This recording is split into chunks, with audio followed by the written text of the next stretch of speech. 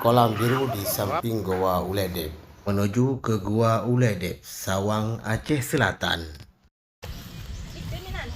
Oh, beres. Ini namanya Goa Uledep di Aceh Selatan. Ya, Kecamatan Sawang. Ya, beginilah suasana dan situasi di goa yang kejauhannya mencapai 1 kilometer. Ya, Bapak ini. Ya, hati-hati, Pak. Ya, betul. Betul. Apa uli? Ini banyak terdapat kelelawar. Cangkuk-cangkuk pure. Ke sana. Tadi saya melihat ada sosok hitam berjalan sedang mengawasi kami. Penampakan sosok hitam di sini saya melihat. Nah, di mana dia? Di mana dia? Penampakan sosok hitam.